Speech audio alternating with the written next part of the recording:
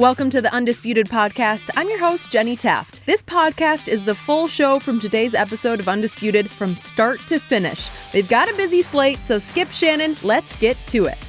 Welcome to Undisputed. We are live from LA. I'm Jenny Taft here with Skip Bayless and Shannon Sharpe. Guys, good morning over there. Good morning. Good morning. We got a very serious topic to start the day with. And it was someday yesterday. Someday, serious, right, but important to discuss. And we're going to do our best here to react as the NBA also reacted to the results of the Derek Chauvin trial, like the rest of the world yesterday, as the former Minneapolis police officer was found guilty for his role in the death of George Floyd last May. While many players and coaches like Kyrie Irving and Stan Van Gundy used their platform yesterday to applaud the verdict and push for further actions against social injustice in our country, LeBron James had one simple tweet that started trending online, writing only, accountability. So Shannon, what was your reaction to the verdict? Skip, as they were deliberating for the second day, it's only had been, by the time I got home, 7, 8, 9 hours maybe. And I found myself getting anxious. I found myself, and I think a lot of other people, Skip, it kind of reminded you of the OJ trial, how people were just sitting around waiting for the verdict. O.J. Simpson. Yep. What's it going to be? I think the difference between this, Skip, is that the OJ trial was divided right down racial lines. Mm-hmm. You had one side, the whites wanted a guilty verdict, blacks wanted an acquittal. In this, I found myself watching as they're panning, as they're going around, the news networks are going around the country. I saw more and more young, old, black, white, Asian, Latino community bonding, wanting a conviction. LeBron summed it up. I'm not going to use the term justice. I'm going to use the term accountability. Yep. For me, hopefully, George Floyd's family gets some measure of relief knowing that the person responsible for taking this man away from them is being held accountable. And they get some finality because, Skip, there are so many others, from Sandra Bland to Philando Castile to Eric Garner to Alton Sterling to Walter Scott, that the perpetrator didn't have to face accountability. Yep. So we get some accountability. Skip, this is a pebble in the ocean because far too many have not been held accountable. Far too many have been able to do this with impunity, don't have to worry about anything. Skip, there's a young lady. She was 17 years old at the time, Darnella Frazier. I want to give her flowers because you and I know, and the world know, had she not taped this, had this not been on video, Derek Chauvin would not be held accountable. Derek Chauvin would have still been a police officer, and he still would have been out there terrorizing the community because he put none of what transpired in his actual report. Skip, he said, guy resisted. He had some kind of medical emergency. No weapons were found at the time. The weapon that you used, Derek Chauvin, was your knee. You never mentioned that you had your knee on this man's neck for 10 minutes. Skip, I can't celebrate. I can't celebrate 12 men in jury, 12 men and women in a jury doing with the right thing. Skip, that was the only verdict. You watched a man die on national television. And we're on edge. You know why we're on edge? We watched a man like Rodney King get beat for over 20 minutes. And a non-guilty verdict came back. And I'm like, man, please. That was also captured on video. Captured on video. 30 years ago. 30 years ago. You're exactly right. So, Skip, the anxiousness that blacks feel when something like this happens. Skip, we're waiting for the Trayvon Martin. We're waiting. We're waiting for so many others and not guilty, not guilty, not guilty. Yep. And then I was worried about, well, maybe they just come back on the lesser included. But all three. Skip, it's just, I was talking to a friend of mine last night, Skip, and I said, this kind of reminds you of slavery. The institution of slavery was still in place, but you'd have one or two that would escape to the north. But what was really accomplished, Skip, when the institution of slavery still existed? When there are so many others that were still captured. So until this institution, this police system, until it's broken down and repaired, Skip, I'm not for that to fund the police because we need them. But the way they do business, the way they interact in our communities, that needs to change. And until that change, you're going to have this, Skip. You're still grieving and you see what happened in Ohio. You're still grieving, and you see what happened again in Minnesota, in Chicago. So until the system is completely overhauled, I don't know how you say, okay, this is no. I remember talking to Steven Jackson, Skip Stacks, who still does some things for us occasionally. And I was asking him, I say, Stacks, did you ever think George Floyd would know he would be loved like he's loved now, and he would be known around the world? Stacks said, hell no. But that's what he is, Skip. He is, on a different set of circumstances, he's known like Emmett Till for the civil rights when he lost his life down there for what he did. That George Floyd is going to be remembered like that, Skip. And I know, and you get this, Skip, they try to dirty the man up and he had drugs in his system, but you got to take a man as he is as you found him, Skip. Yep. Skip, I can't run into somebody, kill them, and they find out he had cancer, he died because of cancer. No, he wasn't died at that moment. It's the impact of my carelessness, your recklessness, Skip. And I see so many people celebrating, and I can't celebrate because I can't celebrate people doing the right thing. I can't celebrate Chauvin doing what he did, being held accountable. Now, hopefully, that is the standard moving forward. Hopefully, police officers understand you will be held accountable for your actions. This being able to move with impunity. Hopefully, I hope. These are a thing of the past. This is a thing of the past. I'm not so sure, Skip. I'm not gonna, get into no celebratory mood until we see federal and state level changes in the police system. Then I'm gonna start to celebrate. But this is for the family. George, we can't bring George back, and I'm sorry, we can't. No amount of money, no amount of he can get 100 years, can't bring him back. But hopefully, this gives you a level of comfort knowing that the person responsible for this is going to be held accountable for his actions. Yep. All very well said. Now it's my turn. I cannot see this or feel this the way you just saw it and felt it. I have a whole lot to say about it, but it's from my point of view, and so please take it or leave it as strictly my point of view from this side of this table. The very first day we addressed this incident in Minneapolis, which was in late May of 2020, I felt like I plunged and I called it a murder. Yeah. Because it was just a flat out, on video, 9.5 minutes of a murder that you got to see from sea to shining sea to shining sea because it went worldwide. Yes. And for all the world shamefully to see, George Floyd got murdered by a cop who just all but spat arrogance on that video as he looked at the videotaper with immunity of a cop who's saying, I'm above the law because I am the law. Correct.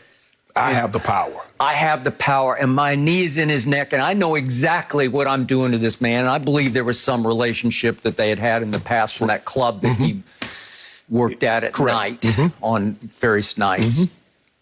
And he wanted to literally take his pound of flesh, and he took it and took it and took it until that man lost his life. Right for all the world to see. It was in broad daylight. Yep. So for me, the verdict, which was reached fairly quickly, was a foregone conclusion. That's murder. Right. At least they added, took a while, but they added the one charge that was the charge, which was second-degree unintentional murder. But at least that was part of the 3 charges, Correct. Right? Yes. The other 2 were third-degree murder and second-degree manslaughter. So the jury returns guilty, guilty, guilty. Right. How could it be anything but? Right. And you got to get unanimous. One person hangs the jury. One person hangs the jury. And to the jury's credit, it did the obvious right, which is guilty, guilty, guilty. Correct. And I guess I was somewhat relieved because how many times have we seen mixed? I guess I had a little bit of nagging fear in the back of my psyche Of course you did. that 2 of the 3 would come back guilty, but maybe the second-degree unintentional murder would be not guilty. Because sometimes jury compromise. Okay, we'll say this, but we'll let them off of that. Skip, because you know why you felt uneasy? Because you've been around a long time, and you've seen it with your own eyes. Like, man, they killed that man, and he got off? They killed that man. So I hark back to Rodney King. We're here in Los Angeles now, 30 years later. Yes.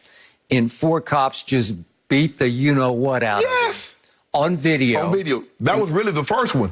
And got acquitted. Yes. All 4 got acquitted, and it led to riots here in Los Angeles. We're sitting on the west side of Los Angeles, not too far from here. 63 people were left dead by those riots post-Rodney King verdict. 2,300 people were injured. More than 12,000 people were arrested, and more than $1 billion worth of damage was done 30 years ago to this city because of that. And it was necessary that that happened. I get it. I don't love it. I don't endorse it, but it needed to happen. And here we went, and we don't have enough show. We could spend the rest of our show talking about all the incidents that have happened, starting with the one that I first talked about on TV, which was Trayvon Martin. Right. And then here we went. Right. And it's still going because Daunte Wright just happened. Same city, same area. Right. Okay, so I understand what you say about it's no time to celebrate. And I always hesitate on television talking about race because there are no absolutes. There's still gray area when we talk about race. But I'm not talking about celebrating yesterday as in let's party until the sun comes up. I'm talking about just a little bit of satisfaction that the right thing finally got done. Right. And bigger picture, you know, you can say pebble in ocean. I'm going to say at least a boulder got thrown in the ocean. And remember, a boulder in the ocean is still not much. Right. Okay? A pebble's a lot less, but it felt more boulderish into the ocean to me, in that there was at least some splash that's going to splash across this country to send what I believe is still a powerful message to all the potentially racist cops who are still employed because they got hired before there was any Black Lives Matter. And you know and I know they're still out there. Of course. Closet racists, or maybe they're out of the closet racists. And they're still a threat to the black community and to the kids who might get pulled over. And I'm just hoping that a deeper, more powerful message got sent yesterday. This will not be acceptable anymore. Right. There, as LeBron tweeted, accountability. Skip, I think that's all we've ever wanted. Yep. If a black person does something, they're going to be held accountable. Yep. You know, you rob a bank, you hold up a liquor store, you shoot someone, and I get it. But Skip, people are like, well, what about that black on black crime? Black citizens of Chicago are not sworn to an oath to protect and serve. So therefore, you can't equate a police officer killing a black unarmed person to a black civilian shooting another black civilian. But it's black kill blacks, white kill whites, Asian kill Asian. You hunt, Skip, in the community. That's why lions eat wildebeest. Yeah. They don't eat penguins. Yeah. They don't eat seals because that's not what's in their proximity. They eat what's in their proximity. You kill what's in your proximity. So for me, Skip, until I see changes at the state level, in which the way police do business, then I'll say, you know what, Skip, you're right. That when we talked about the George Floyd, you say maybe this was the boulder in the ocean, and we saw the rippling of it. Then, and at the federal level, when we see changes, fair enough, wholesale changes with the way the police interact with us in our communities, then I'm going to agree with you. Then I'm going to celebrate and says, and maybe black men and women won't have to have the conversation that our white counterparts never have to have with their kids. Never have to say, make sure you make no sudden movement. Make sure you put two hands or put your hands out the window. Yes, sir, no, sir. Yes, ma'am, no, ma'am. Conversations that we have that our counterparts never have to have. Got it. So you and I on a daily basis sit across from each other and we debate sports. Yes. And yet, the sports world had a lot to do with what happened yesterday. Absolutely. All the powerful voices, starting with LeBron James in the sports world, had impact on that jury yesterday. foremost, Colin Kaepernick had impact on that jury. He professionally died for this cause. He gave up his chosen profession, his dream come true of playing quarterback in the National Football League. He gave it up to protest just this. Correct. The killing by white cops of unarmed black women and men that has gone on for years and years, gone on for far too long. And Colin finally said, enough. Enough. I'm going to first sit, not stand up for it. I'm going to sit down for it. And then he knelt for it. And he lost his job because of it. And it was impactful.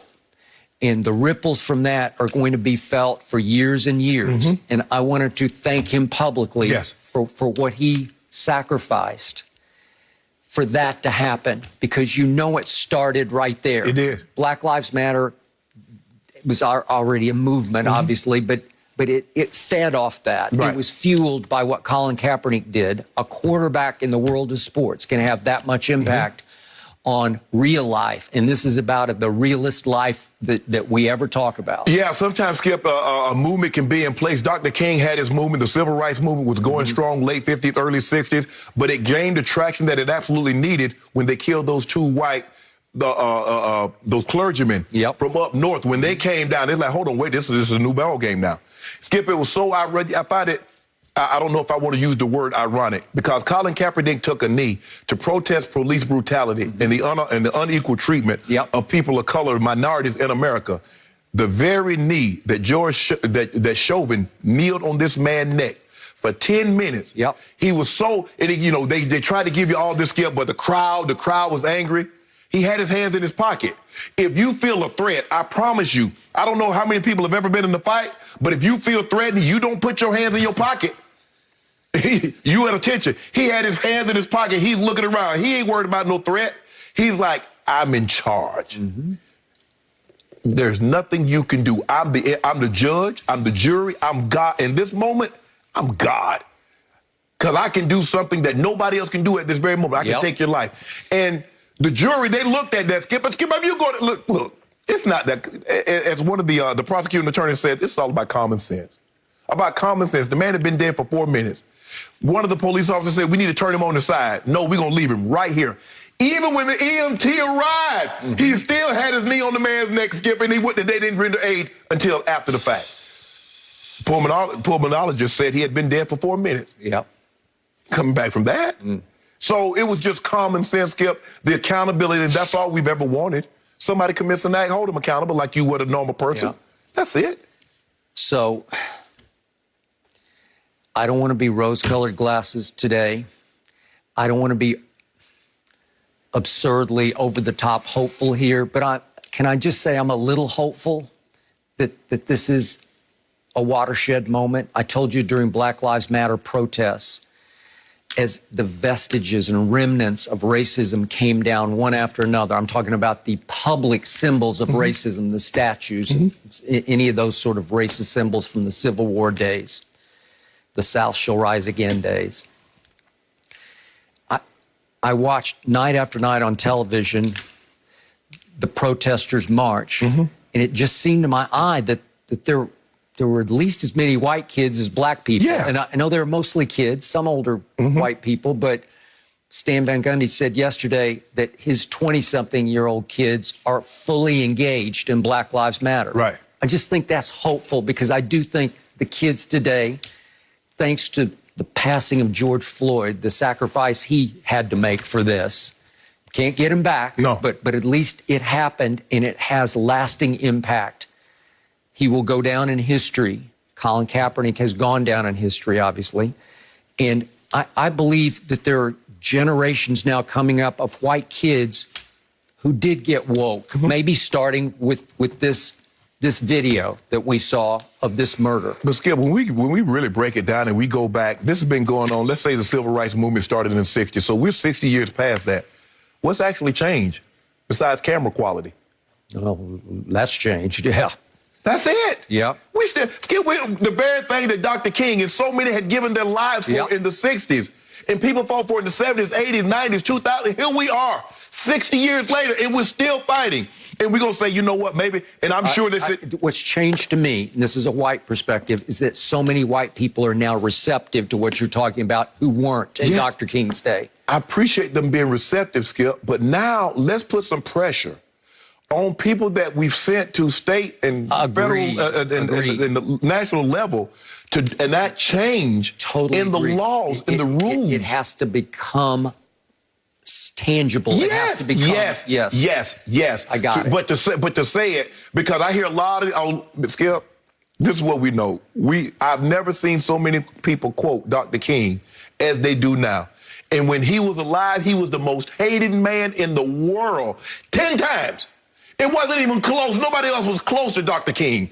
And the very people that spoke out against him and basically was responsible for him taking his life quote him on a daily basis.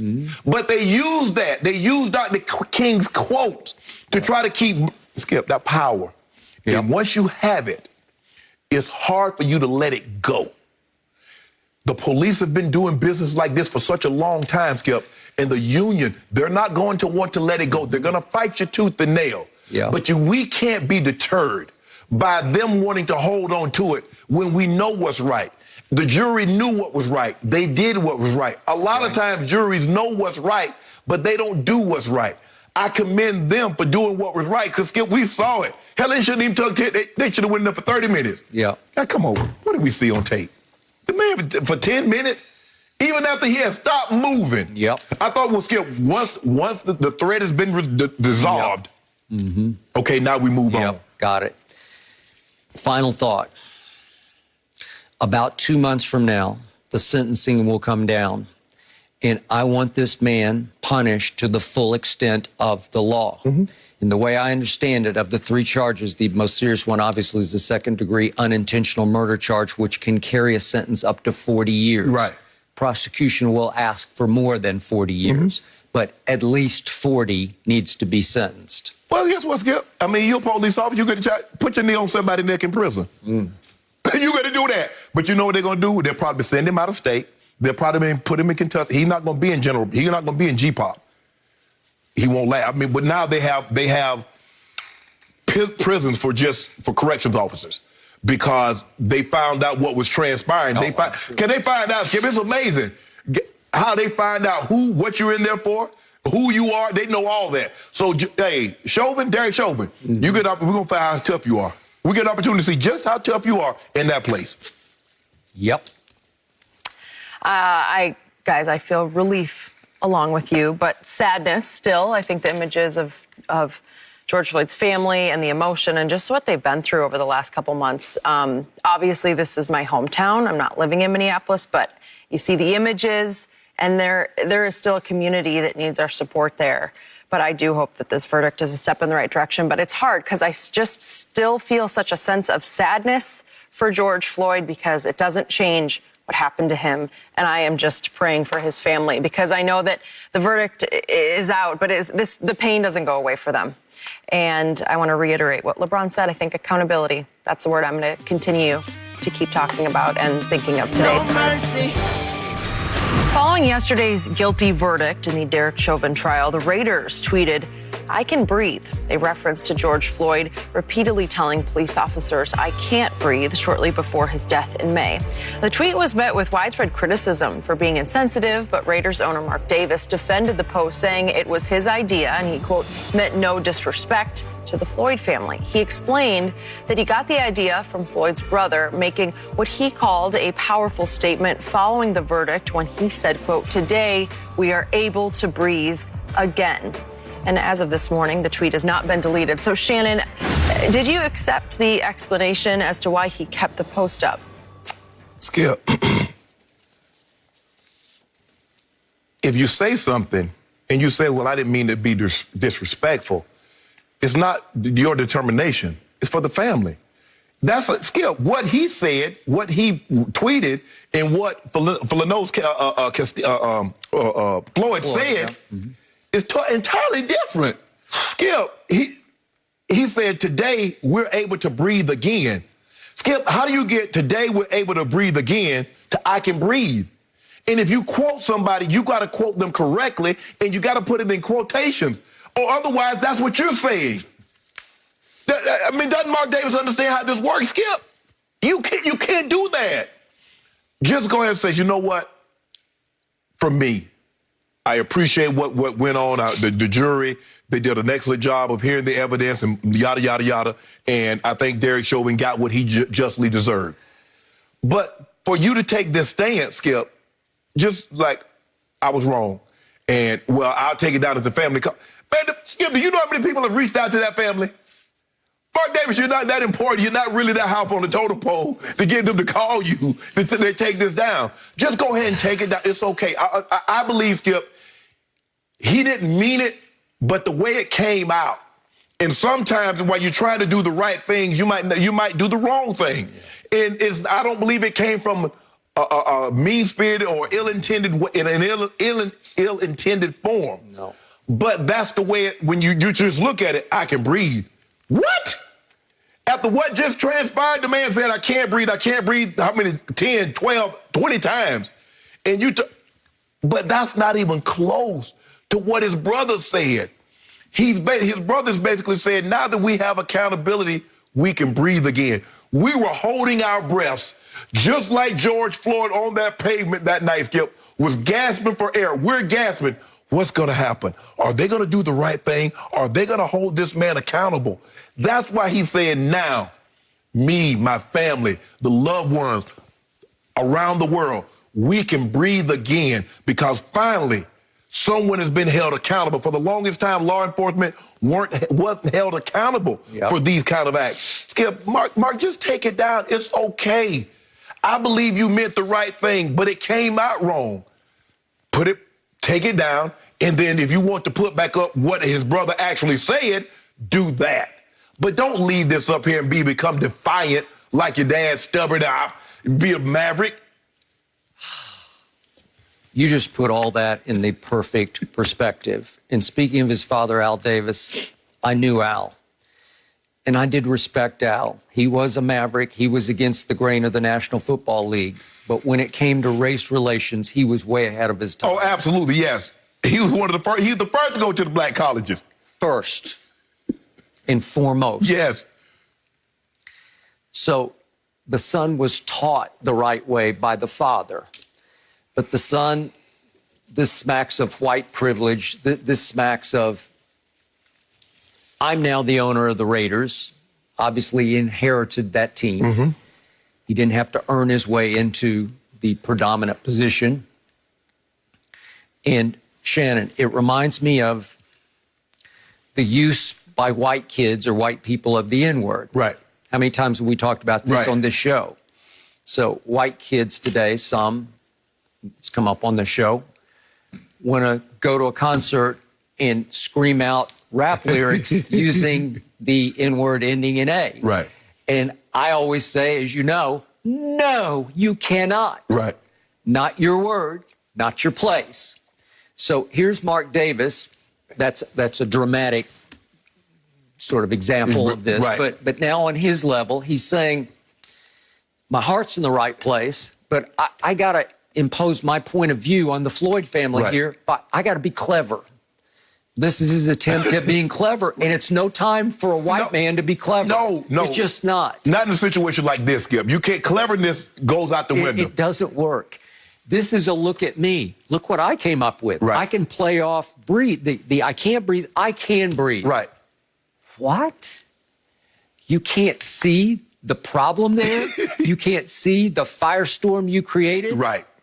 I get his point about once it's out there, it's out there. So he's, in a way, he's trying to disqualify his lack of action to take it down by saying, well, once it's out there, it's got a life of its own anyway. What good does it do for me to pull it down? Well, Skip, it's just it's an olive branch. Right. It's the spirit, Skip. It's kind of like an apology. Yes. Skip, I've already said it. You've already heard what I said, so I'm not going to apologize because I've already said it. Right. That's why you apologize. You said I didn't mean it, and if it came across as mean-spirited, that was not my intention. Just go, and plus, the police officers wore the exact opposite, where they were saying, George Floyd and Eric Garner was saying, I can't breathe. Back to Eric Garner, yes.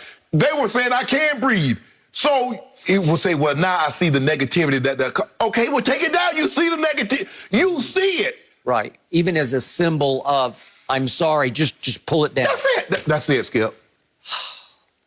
So I appreciate his interest in this. Right. Obviously, NFL owners have taken a beating through the whole Colin Kaepernick thing, and I think our commissioner has worked hard to try to restore a little bit of credibility in reaching out and saying, I'm with you now. Right. You can argue way too little too late, but Right. at least there's an attempt on the part of Roger Goodell. And this is one of the more open-minded owners you would like to think. Right. But heart's in the right place, mind not in the right place. Yeah, Skip, you can be in the right place and say the wrong thing. And nobody, because then nobody cares where your heart is. No. And all we're saying is that, Mark, you could just take this down, say this was not my intentions. What I was trying to do is try to encapsulate what the brother was saying, is that now that there's accountability, I think we could all breathe again. We could all exhale. But it doesn't come out. Skip, if I just look at this, I can breathe. Huh? Mark, are you for real? I don't take that after hearing what the brother said and taking and seeing what Mark tweeted. Skip, how do I get that together? How do I pair those together, Skip? He said, I was trying to take my lead from the family. Well, that's not your place. Skip, okay, how about you, if you want to take the lead from the family, quote what he said. Don't put your spin on it. It's like a great song, Skip, and then somebody do their rendition of it and mess it all up. No, bro, just leave the song. Just leave it alone. Just say, hey, today was a great day, a great step in the right direction for justice and for accountability in America. Yep. Okay, but this, Mark, nobody can leap. Because what about the people that didn't hear what the brother said? So all they doing is going by because a lot of people might not watch the news or heard what the brother said, just follow you. It's like, I can breathe. Really? I don't really think in a moment like this, I can breathe would be appropriate to say. Well, in the end, at least he didn't throw one of his minions under the bus and say, I didn't do that. Don't look at me. Right. He took full accountability for it. Because that's what I thought, Skip, when somebody's like, well, hold on. Somebody in the social media department going to get in trouble for this. Because that seems like you probably should have run that by somebody above your pay grade. It's like, okay, what do you think about this? But like you said, he's like, oh, no, that's me. I don't tweet much, but that's me. That explains why. It was first person. I can breathe. It came from the top, from the owner. That probably explains why he doesn't tweet that often. That should probably be his first and last tweet. If it's going to come out like this, yep, he probably should let that go. I have an idea it will be his last tweet. That was bad. Yep. We are going to leave this for now. When I saw that, I was like, wait, what am I missing here? Okay, we're going to leave it for now. We're going to talk about the draft, and we'll get back to this later, guys, as the sports world continues to react. But Justin Fields, he was discussing the growing perception that he has had a bad work ethic, and that's really been something we've talked plenty about. The Ohio State quarterback vehemently rejected the claim, saying, quote, I don't know if it's just a thing they were throwing out there or what, but I honestly take that personally. Former first-round pick Donovan McNabb spoke about this on a podcast, saying that black quarterbacks often get asked if they love the game and if they're willing to be the first in the building to work. Questions rarely asked of white quarterbacks. And USA Today writer Mike Jones wrote that, quote, to think that racial bias hasn't factored into the assessments would be naive. Shannon, is race playing a role in Justin Fields' draft stock? Well, I think the subconsciousness of it, and like I said, Skip, you can't blatantly come out and say a black quarterback is lazy. There were times that's basically what they said. Oh, he lazy. Now they disguise it. Is he going to be the first in and the last to leave? Now, when you hear him talk about Trevor Lawrence, that's what they say. He's first in, last to leave. You hear him talk about Zach Wilson. He's first in, last to leave. You hear him talk about Mac Jones. Now, the question whether or not and Donovan is absolutely right. Now, what better quarterback? He knows firsthand. Hell, they booed him when he got drafted to the second pick, and they still booed him. When Justin Fields, well, how much does he love the game? Trevor Lawrence told you that football ain't the end all be all to him. He told you out of his own mouth. Oh no. He doesn't mean that. But you see how hard he works. He's a hard worker. He's the first in. No matter what Justin Fields say, you're still trying to pick him apart. He told you he loved the game of football. Ryan Day vouched for it. Ryan Day was, if I'm not mistaken, the quarterback coach under Chip Kelly. So I think he should know a little bit about the NFL system. I mean, he's viewed as a whisperer, like a guru. Yeah. Yeah. And he was a quarterback coach under Chip Kelly at the 49ers. Mm-hmm. So he's been in the NFL. He knows the prep that a quarterback's going to be able that he's going to need in order to succeed at that level. Mm-hmm. He has said, hey, the guy's a hard worker. He does he does everything that's necessary to help his team win. But they don't want to hear that. See, because it doesn't fit what they like. We got to find something. Skip, I'm not saying it's just overly. No, I just can't take a black quarterback. I just can't have a black quarterback at the face of my franchise. I don't know if it's to that extreme. Yep. But the subtleties of it and the coding language that they use now. Yep. You just can't say a guy's lazy. Now you like, is he going to be the first guy in? That's good, because that's what you hear from Tom Brady. Tom Brady's the first guy in. He led the league. You heard that about Peyton Manning, Drew Brees. That's what you hear. I hadn't heard that about Trey Lance. I hadn't heard that about Justin Fields. Why? I guess they the last in the building, the first to leave. Nah. And plus, Skip, you know that it was like COVID. So how much time could you actually spend in the building this year? Are we going to factor, I guess, just break COVID protocols, and then you're going to say, well, he's the guy that doesn't follow directions. He doesn't follow instructions. So if Justin Fields, I don't know how Justin Fields, without throwing another pass, without getting sacked, without throwing an incompletion, has all these issues seem to have arisen in the last, 3 to 4 weeks. Yep. So I'm going to restate my position on this to say, is there some racist element still operating in the National Football League when it comes to drafting? You better believe there is. Is it as predominant as it used to be? No, it's not. Because just for perspective, again, before we delve into this deeper, 5 black quarterbacks have been drafted first overall in this league. Not bad, not great, but not bad. 10 have gone in the top 3. 13 have gone in the top 10. This is in the history of the league. Right. But 23 black quarterbacks have been drafted in the first round of the NFL draft. So it's not like repeatedly they're plummeting out of the top 10 into the second or third or fifth round. Right. So now back to this premise from Donovan. I know Donovan have nothing but respect. And to your point, Donovan knows what he speaks of when it comes to this.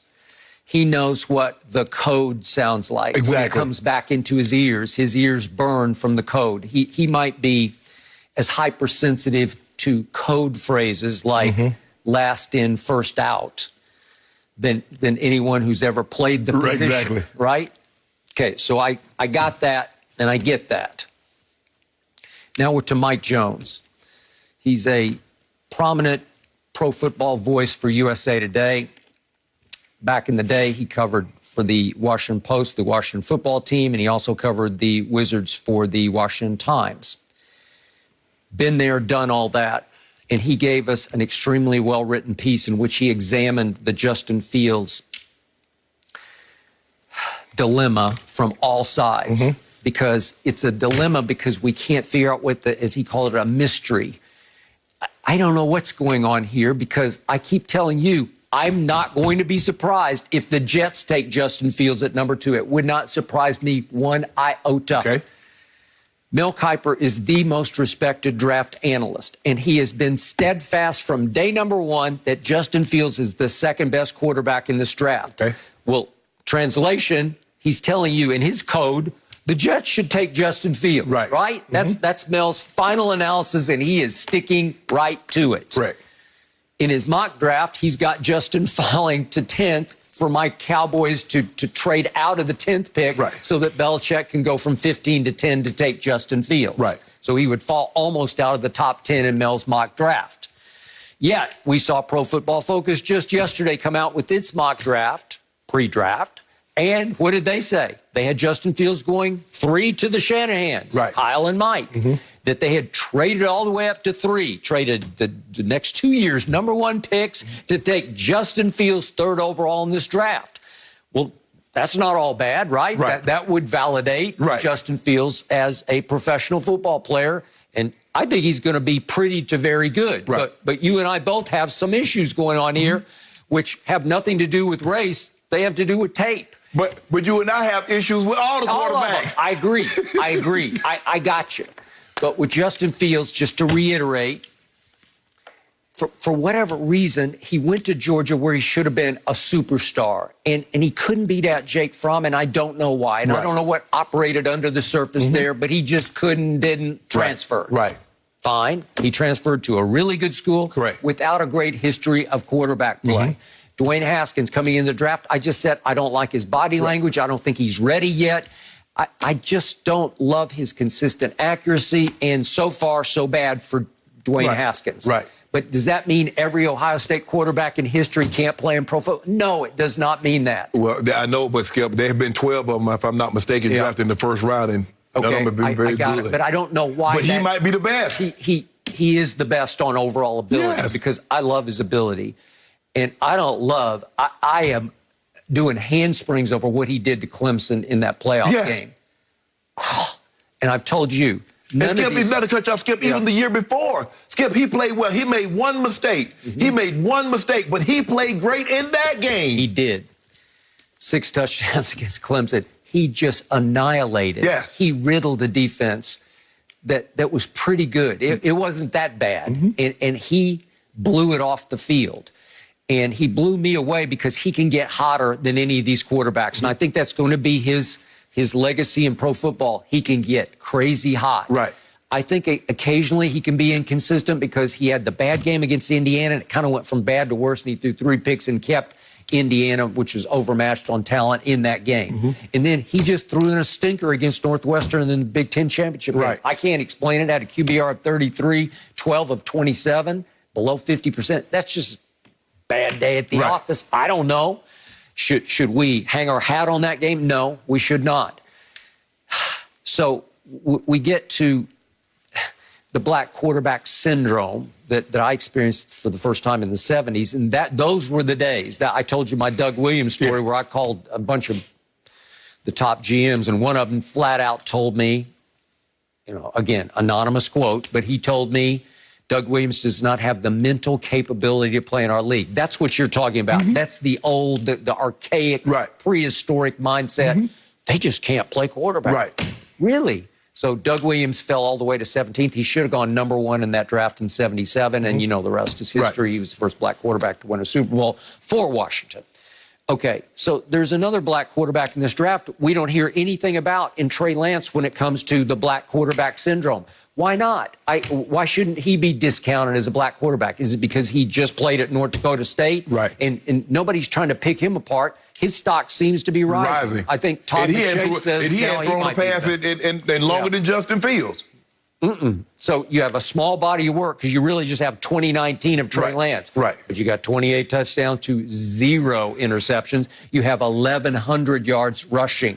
Skip, when you think about it, Justin Fields did the exact same. Trevor Lawrence wrote a letter saying he really wanted to play. He wanted ACC football to go on.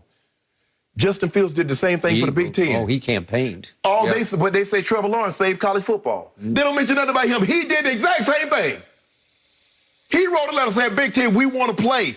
I came back for this year because I want to, yada, yada, yada. Skip, he could have sat out.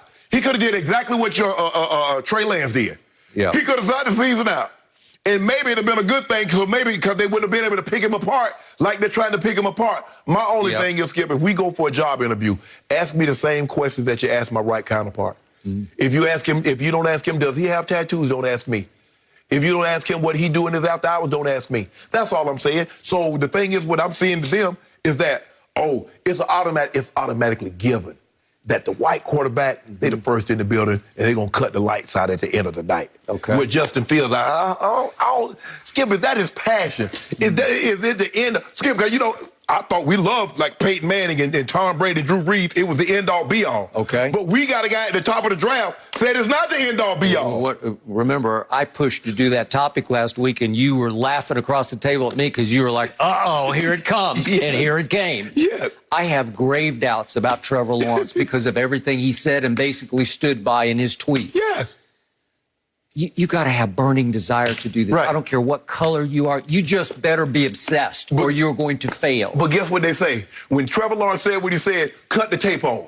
Just watch the tape. Okay, watch the tape.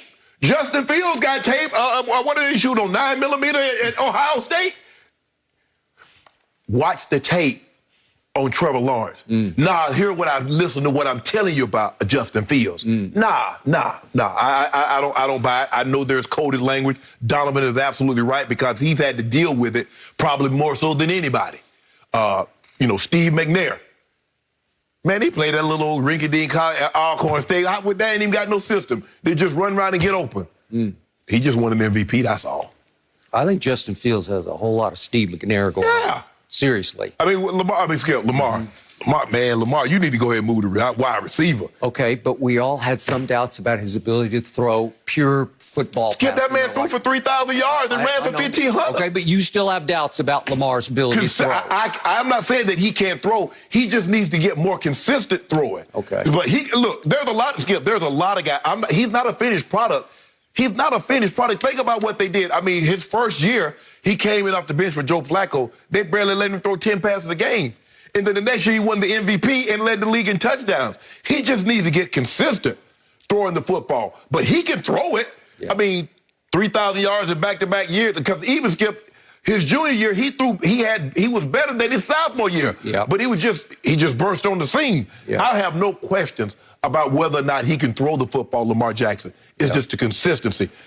I mean, I don't know. So other than not being the first guy in and the last guy to leave, what other question marks do you have about Justin Fields' ability? Okay, I got it.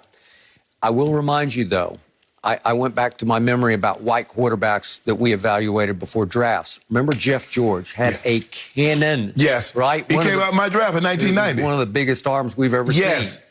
Before the draft, all the discounting was about he can be a little block-headed, rock-headed.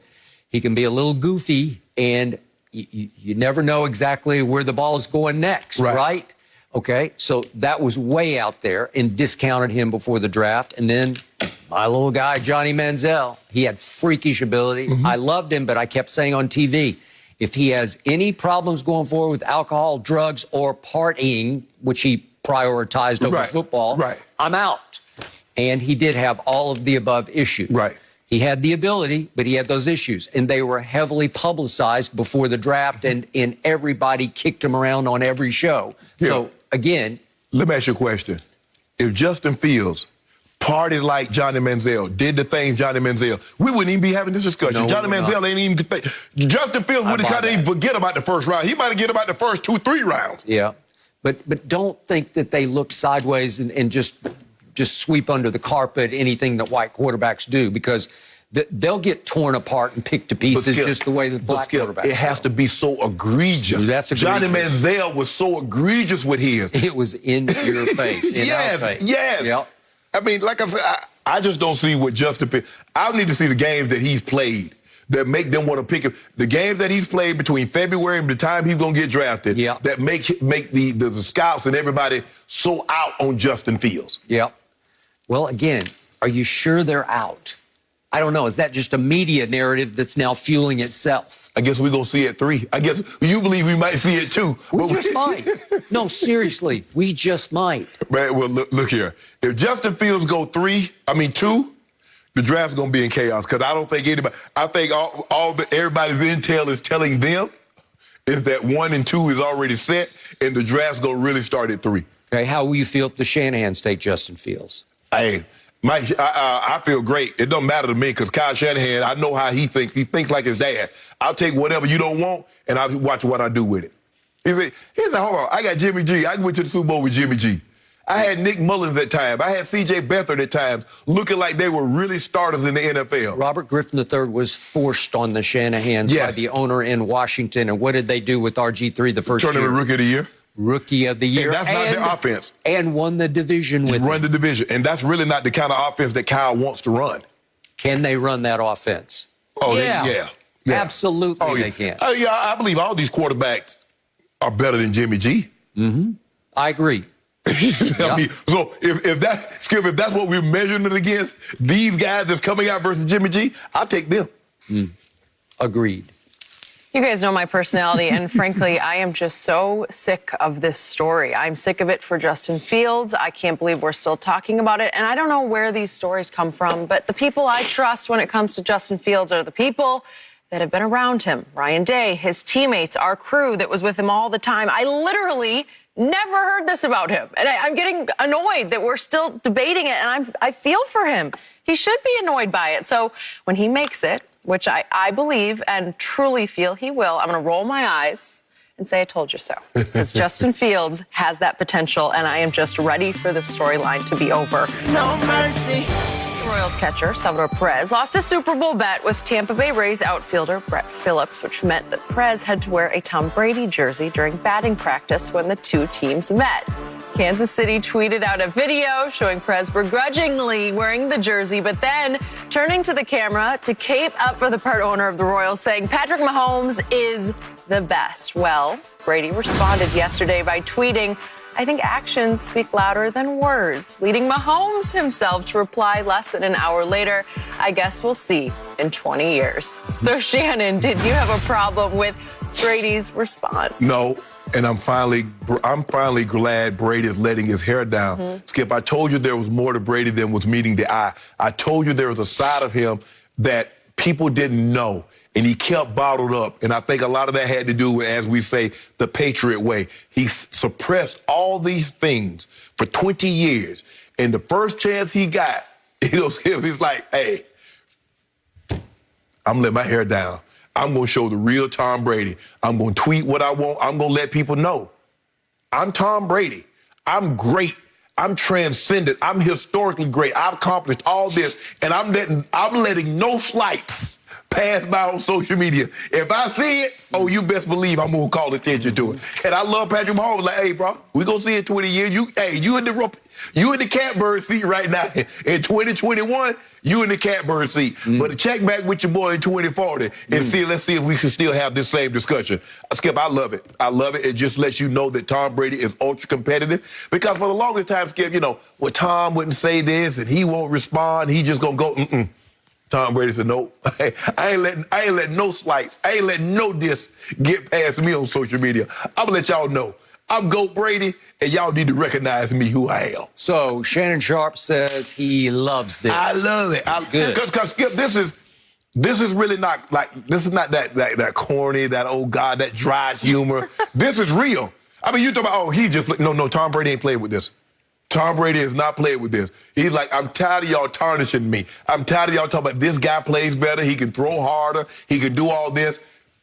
Actions speak louder than words. I can't do none of the things that these guys can do, but can't none of them put the hardware up that I can. Yep. So, finally, we just got a flash, a blast of the real Tom Brady. Yes. We get a lot of Tom Brady on a daily basis. In my point of view, a little too much social media Brady, right, because that Brady is that goofy, nerdy, corny dad next door. Right. Who's funny, ha-ha, that's not all that funny, ha-ha. Skip, he's been sitting on these tweets for 20 years, for 15 years, so what you expect him to do?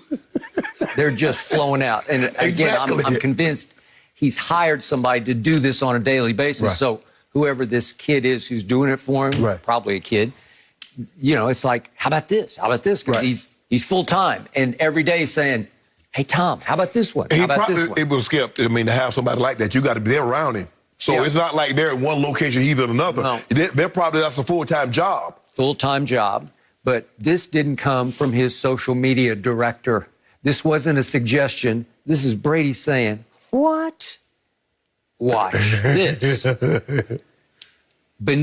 Lurking beneath that facade of goofy, corny, nerdy Tom Brady, I've told you from the start, is a flat-out, cold-blooded football killer.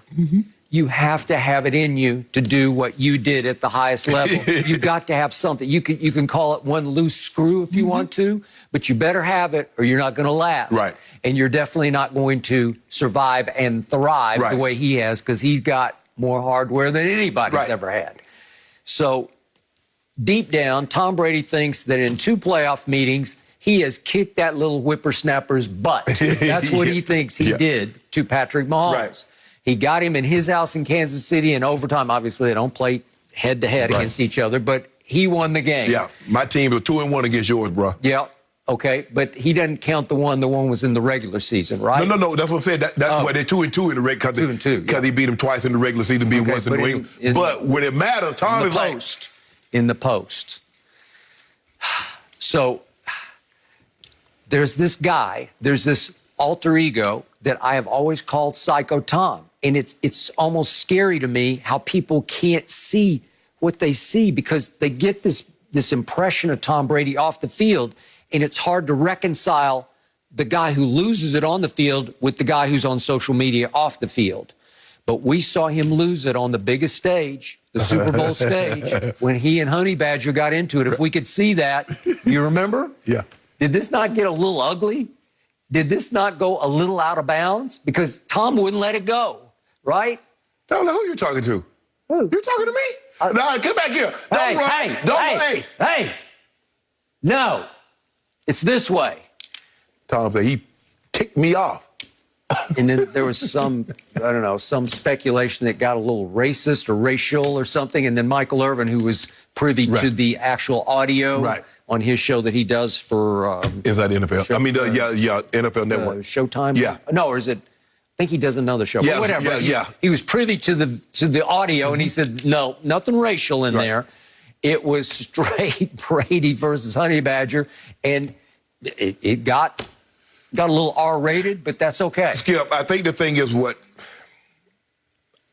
it's funny to me when people are like, well, I'm really not that competitive. But the greater a player is, the more competitive he is. Skip, when I had Ken Griffey Jr. on my podcast, I asked him, I say, Griff, if I take you out to batting practice right now, give you 10 pitches, how many do you think you hit out? He's like, 6. Nah, let me take that back. 7, probably 8.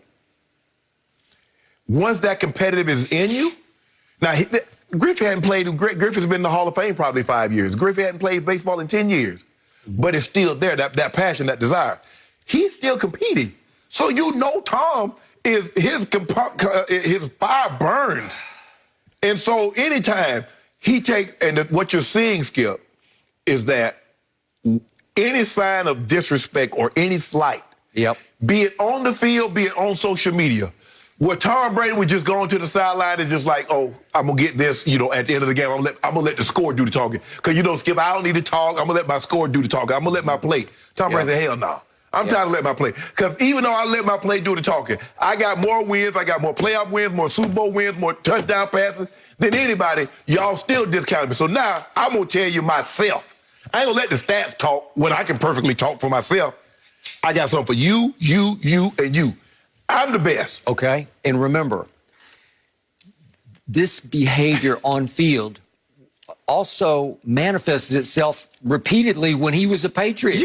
Yes. He would hit Gronk with a touchdown pass and run to the end zone and headbutt Gronk in the end zone. Right. It's a little crazy, but that's who he is. But Skip, we never saw any tweets. No. Nothing like what we've seen over the last year. Tom Brady has tweeted more in the last year. Oh, definitely. That he tweeted it, I don't know how long Twitter's been out, 2012, 2010? He's tweeted more in a year than he tweeted in his life. Okay, because it was not the Patriot way off the field. Right.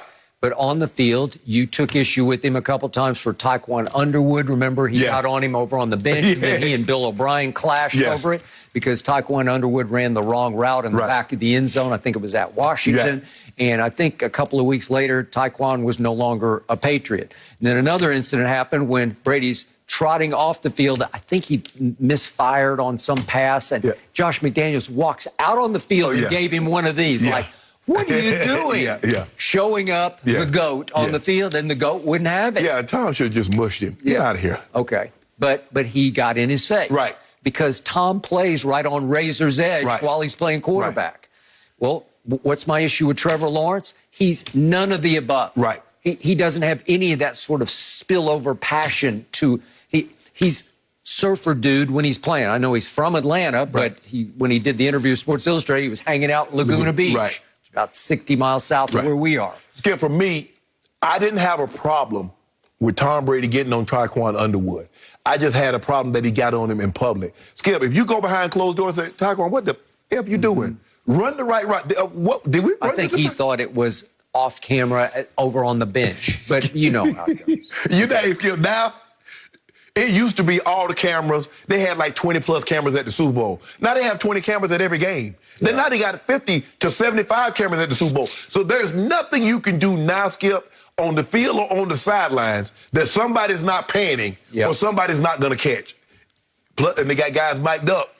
In a regular game, Skip, you might have 4 or 5 guys mic'd up, so you might hear something that you're not supposed to hear, so you just have to be careful. But this is the Tom Brady I've been waiting for, the Tom Brady that I knew existed, because ain't no way you're going to be that lily white and be that competitive and be that, no. You got to have an edge to you. Agreed. And he got it.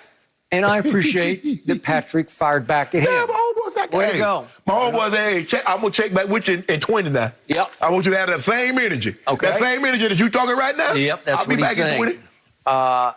I hope he has the same energy in next year's Super Bowl, because I would love to see a rematch. Well, I don't know about that. Well, my homeboy said I'm going 3 times in a row.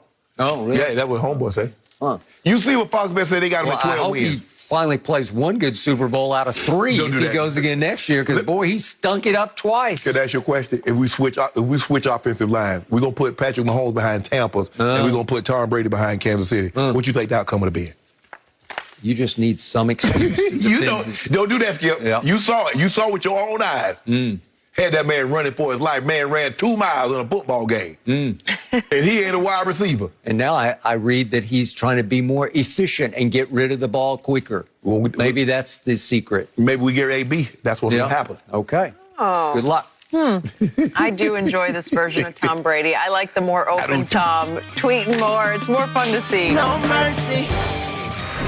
Despite playing without Kevin Durant and James Harden, the Nets found a way to beat the Pelicans last night. And once again, New Orleans coach Stan Van Gundy was critical of his team's effort after the game, saying, quote, running back on defense has nothing to do with youth and inexperience. Getting down and competing defensively has nothing to do with youth and inexperience. Blocking people out, nothing to do with youth and inexperience. Getting beaten on a cut, nothing to do with youth and inexperience. And Van Gundy even criticized his team's play during a mid-game interview. Take a listen. I think, first of all, Jim, we didn't get back on defense and get our defense set. So even on made shots, we were just scrambling the whole time. We were not giving the effort we needed to get back. I thought we were late on every rotation. I thought we did a good job fighting back a little bit at the end, but, to get back in it. But our defense was not what it needed to be effort-wise, starting in transition, getting into the rotation. Well, Shannon, are you okay with Van Gundy's public criticism? Yeah, because Skip, they keep making the same mistakes, and maybe what he said is not resonating with them. But you can't, because this game now, Kyrie was outstanding down the stretch. There's no defense that can defend that. So the guy was in perfect position. He challenged him every step of the way, and Kyrie's just elevating, making shots. We know he can take and make big shots in late in games. But, Skip, I think what Stan is talking about is that when we have these leads, we had a nice lead. And Skip, I get sometimes on a long rebound, the guy leak out. But, Skip, how you get beat on a fast break and the guy on a made shot? Get your butt back. Get back. That's what Stan is upset about. And we got young guys. B.I.'s how old? 23? Zion's how old? 20?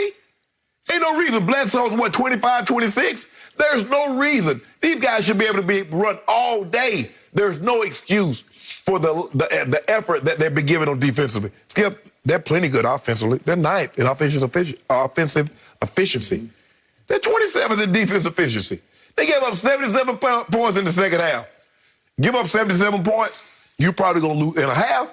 You're probably going to lose that game. And we're starting to see that, Skip, more and more. If you look at it, they lost 12 games by 5 points or less. A lot of these games, Skip, they had leads in.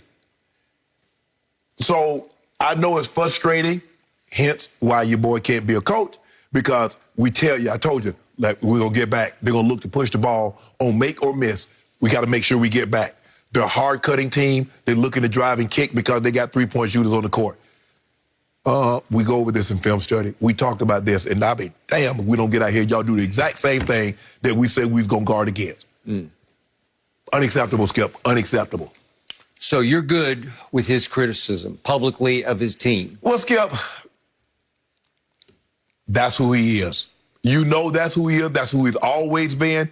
I would prefer, but Skip, maybe if they hear this, because clearly we're getting behind closed doors, and I'm telling you what you're doing wrong, and we're trying to correct it. Somehow it's not getting through. So maybe this is another way to try to get through. But David Griffin probably said, well, you just not getting through. Your message is not getting through. So we need to change the messenger.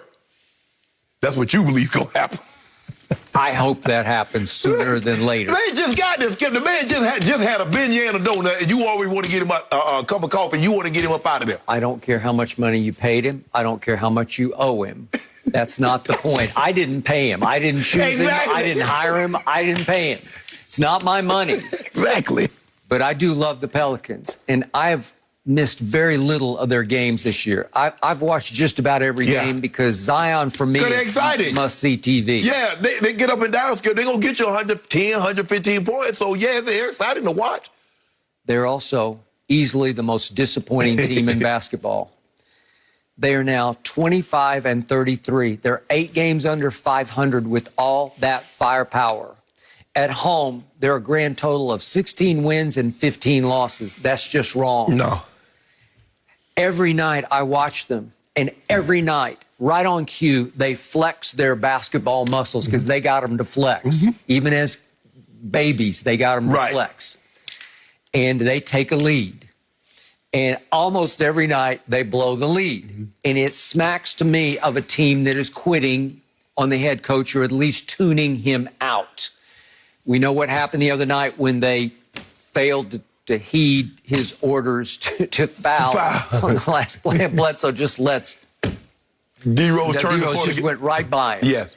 And then Alonzo lost his mind, high basketball IQ, and just tuned it all out and just said, oh, maybe I better stop ball. No, you're up 3. You better stop Bullock in the corner. You watched it last night. What did Brooklyn do? They did it twice. They fouled twice with a 3-point lead, and it was just like in your faces. Yeah. We're going to do to you what you didn't do to the Knicks. That's what y'all should have done Sunday, and you'd have won the game. They killed the clock by fouling twice and making them go ahead and shoot the free throws until they just bled the clock out. Correct. Okay, we get it. But this man, Stan Van, I am not a fan of, because I don't think in this day and age that this works with these kids.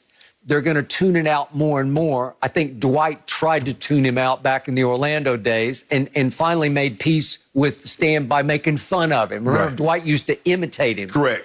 And do impressions of Stan Van. Right?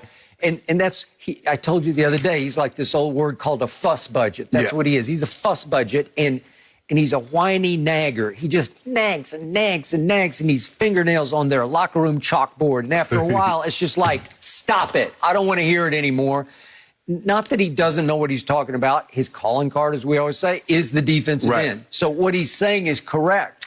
But when you keep throwing the whole team under bus the way he did, that was between third and fourth quarters last night, talking to our man Jim Jackson. It destroys whatever bond you have with your team, whatever respect they have for you. After a while, it's not like kids today are. Kids in your ear, kids in my ear, they're all the same way. They're not going to stand for this.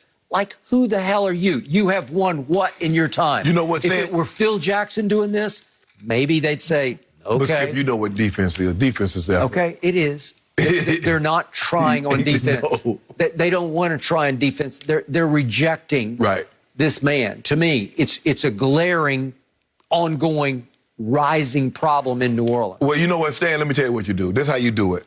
Just open your IG account or Twitter and just start tweeting. Man, I sure wish we play better defense. I ain't calling no names, but we just need to play better defense. Maybe that'll get through to him. Okay, but you know what it smacks of? Every time he goes on a public rant about his team, and then the one after the game was, it's not about youth and experience inexperience. It's about the effort. Lack of effort. Skip, you can't give up 77 points to a team minus James Harden, minus Kevin Durant. Even though Kyrie was sensational, you can't do that. Okay, but you know, having played for so many coaches, how this comes across to the players publicly. The underlying message every time from Stan Van is, don't look at me. Don't blame me. Look at them. Yeah. Look at them. He's never going to take anything on his shoulders. So many of the great coaches are great at saying we're all in this together. Yeah. And they don't go public with it because they can get through better privately, as you always said. Just pull you aside, bring you in the office, tell you what the deal is, right? Well, Skip, I told you. I told y'all in the huddle, nobody could run. I said, look here, we up by 3. Just foul it. Foul it. And even if we don't foul, first of all, we shouldn't get past don't foul him. Because we saw Brandon Ingram thought he was going to shoot a 35-foot 3, and Blake Griffin said, no, you're not. Yeah. I'm going to foul you before that. And they thought they were going to shoot a corner 3. No, you're not. I'm going to foul you before you get it. All you had to do, Skip. It's so fun. Like I said, I tell my hat to coaches, but I don't have the patience because it's something that we discussed. Skip, we just came out of the huddle, and I told you to foul the guy. Skip, 5 seconds after I told you in the huddle to foul the guy, you let the guy drive down the lane, kick, and he shoot a 3. Okay, what is that to you? That is blatant rebellion against the head coach. They're just saying, and what did Eric Bledsoe say after the game? I lost focus. I wasn't thinking. No, you tuned him out. Right. You just didn't care what he said. Yeah, see, Skip, and see, it's plays like that, because Bledsoe got, probably 3 years, 2 or 3 years left on his contract. But, I mean, you blew it. The man told you to foul. And you talking about you lost focus? David Griffin's got a problem. Skip, you talking about that's not your money. That man got $25 million on his contract still. You gonna just eat that? Ask Ms. Benson. Right? Yeah, Ms. Benson, she ain't trying to eat that. Especially, Skip, the Smoothie King ain't got a whole lot of people buying smoothies. They ain't got but like 3,000 people in the building. David Griffin made a big mistake here. And I first guessed this. I'm not just coming after the fact. I told you from the beginning, you hired him to coach them? Right. No. Especially with the expectation level. But Skip, they're a piece away. I really don't know. They're a veteran, maybe a veteran player away. Josh Hart would really help. Well, and he's out right now. Yeah. Josh Hart would have. They don't want to come to these games with Josh Hart. Because he ain't going to make those mistakes. He's in tune defensively. No mercy. The NBA reacted to the results of the Derek Chauvin trial like the rest of the world yesterday, as the former Minneapolis police officer was found guilty for his role in the death of George Floyd last May. While many players and coaches like Kyrie Irving and Stan Van Gundy used their platform yesterday to applaud the verdict and push for further actions against social injustice in our country, LeBron James had one simple tweet. It started trending online, writing only accountability. Fox Sports NBA analyst Chris Broussard is joining us now. Chris, what was your reaction to the verdict? Well, obviously, I was pleased that they came to what I believe was clearly the obvious verdict, and the fact that we weren't certain, the fact that we were wondering, and there was a lot of consternation over whether or not this was going to be the verdict, I think shows that we're not where we need to be as a society. But I was glad that they found him guilty of murder, which is exactly what it was, and we all saw it on TV. I didn't celebrate because the fact is a man who should be alive is dead now for no legitimate reason. George Floyd should be walking the streets. He should be alive now. And because of the racism of a police officer, a former police officer, he's dead. So the hope, and I think this is what, like with LeBron posting accountability and a lot of people, all of us in the black community, the hope is that this will serve as a deterrent to other police officers that maybe would have done something similar to this or would have, thought that they could get away with things like this. And not just a deterrent to individuals, But really, hopefully, this will spark systemic change in law enforcement. Because the way Derek Chauvin was looking when he had his knee on George Floyd's neck, he looked like he knew he was going to get away with it. Like he could do this and nobody was going to hold him accountable.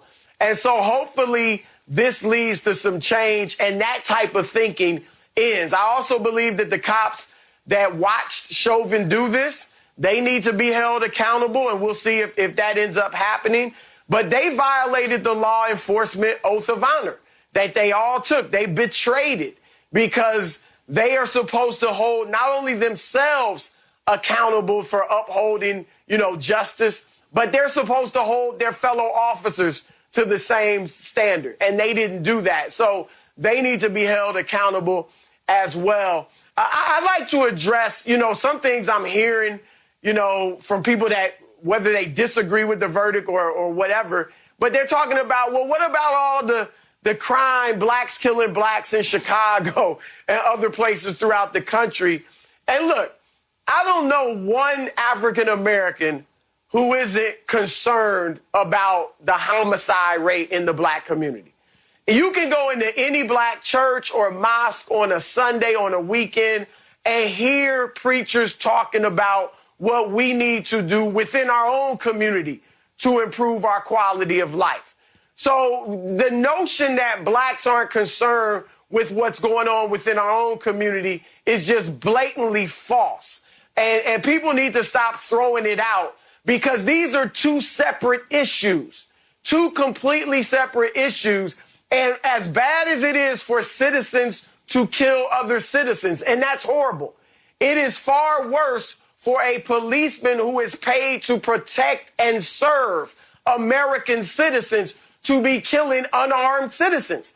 And I'm tired of hearing that excuse from people that want to, disagree with this verdict or just draw attention away from, police brutality, because they're two separate issues. And one is far worse because they're paid to protect and serve. And then finally, I think I hear from some, well, this wasn't race-based. And I just say, look, to some whites, I hate to say it that way, but their burden of proof for them when it comes to racism, they have a burden of proof that is way beyond reasonable doubt. I mean, they would have had to hear Derek Chauvin look in the camera and say, I'm doing this because he's black, for them to believe it was race-based. And you can go back to slavery and Jim Crow and see the same thing. So many whites saying, well, there's no racism. There's no racism here.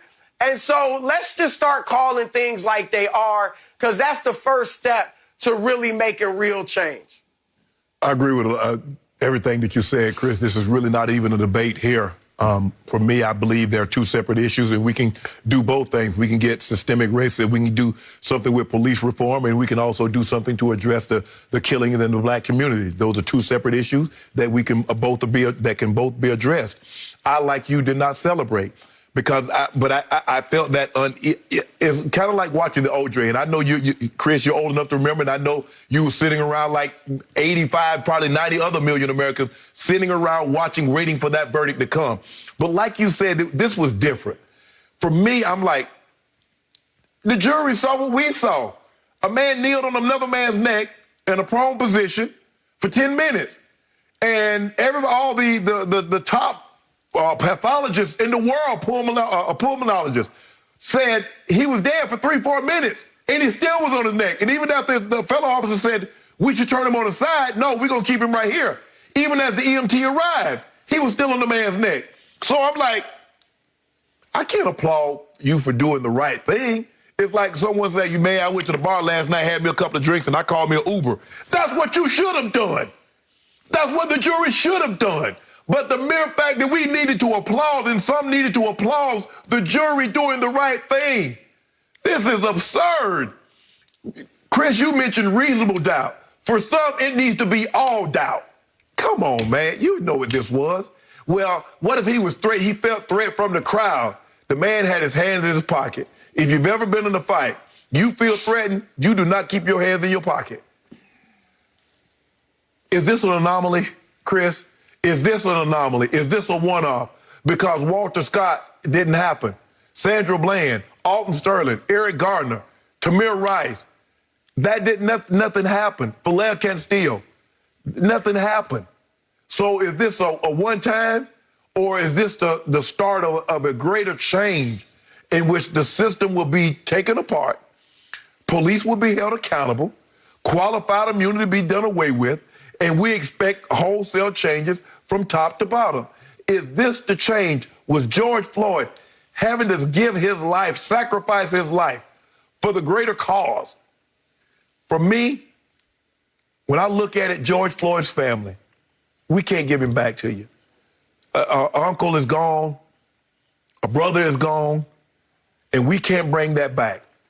But maybe a little relief from knowing the man that was responsible for taking George Floyd's life got what he justly deserved, which is guilty, guilty, guilty. And he will pay, because a lot of people, Eric Gardner family didn't get that. Alton Sterling's family didn't get that. Walter Scott's family didn't get that. They got some level of accountability, and hopefully it makes it a little easier. Doesn't erase it, doesn't take it away. But I'm not so sure. I'm not so sure, Chris, that this is going to bring about the change that we need. And Lord knows we need change. So I would like to thank both of you for what you just said and everything you've said when it comes to race relations here on Undisputed.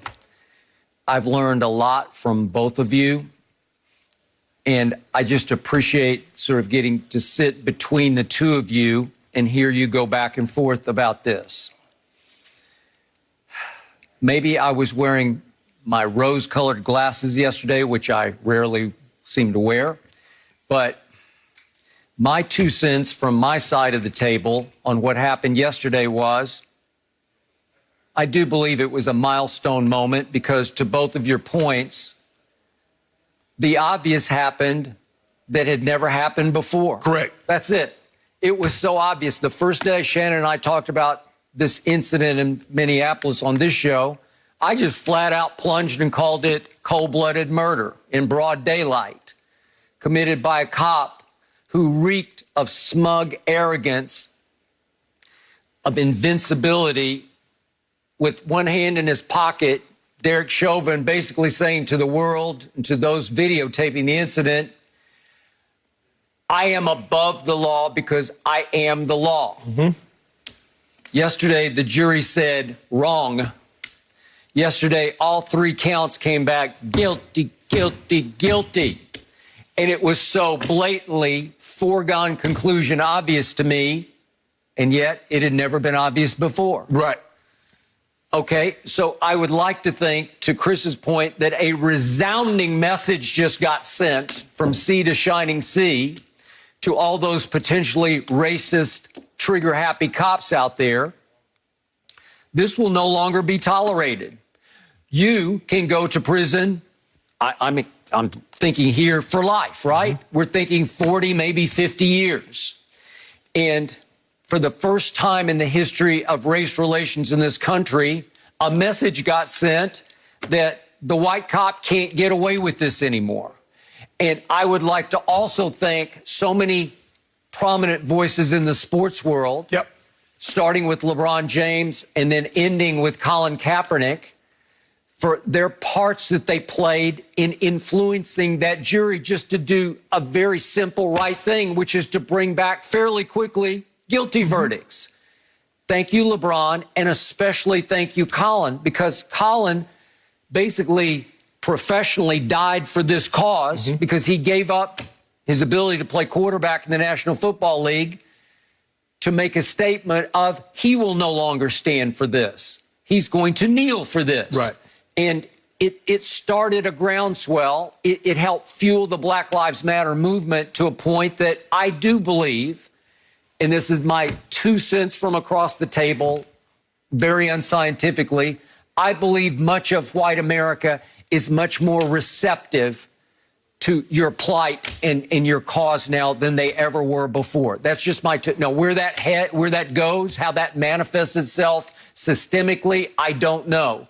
I just think we've hit a turning point in this country, maybe a watershed moment in which a lot of white people are at least awakened to what's happening. Chris, do you remember sitting by? I remember waiting for the Rodney King. And I was like, oh, I already know. They guilty. We just saw. They beat the man for 10 minutes. That was clearly excessive force. That was clearly unnecessary. I said, I ain't even worried about that. 4 cops. Yeah. All acquitted. Chris, I'm like, oh, I already know. They going. Me and my boys, we talk about, oh, yeah, they gone. They ain't a jury in America. You see that tape and not going to say that's excessive force. 30 years ago. And when you come back, not guilty, not guilty, not guilty. I'm like, what? So the question is, Chris, you and I both know what will happen if this lady, this young 17-year-old, Darnella Frazier, if she does not film this, Derek Chauvin still has his job. Derek Chauvin is still in position to terrorize more people, minority people, because he had several instances, reports of excessive force, and he was still on. So without this tape, because he didn't put what he did in his statement, he said a guy resisting arrest and he had a medical episode. No weapons was for him. Well, the weapon was your knee. He didn't mention that he had the guy in a prone position. He didn't mention that he had his knee on the man's neck for 10 minutes. He mentioned none of that. And without the tape, guess what you're going to have to say? Everything what was been said 50, 70 years before. He had a medical condition. You take the police officer, and you know and I know, Chris, when you go into a courtroom, next to the judge, the police officer has the most credibility. Everybody would have believed Derek Chauvin, that this man, he was resisting arrest. He had a medical emergency because he had amphetamines and he had some drugs in his system. But no, you can't say, oh, well, what happened was he wasn't healthy. Basically, they tried to say George Floyd was not healthy. He had been healthier. He could have held his breath for 10 minutes. The pathologist says even a healthy adult couldn't have held his breath for this long. I totally agree, Shannon. I mean, look, I've always said since we've been starting to see all these murders and killings on camera that I bet this is happening even less than it used to happen. It's just now, thankfully, everybody's got a camera phone. And so now we're seeing it. But to your point, in the past, how many false reports have been out there? And you just had to accept what the police officer said, that he resisted arrest. He pulled a gun on me. He had a knife, whatever it was. And this is actually what really happened. And I want to address Skip with the athletes, because I agree, Skip. I want to salute the athletes in all the various leagues for keeping this front and center. And I believe black athletes and there are other athletes of other races who've also lended their voice, which is great.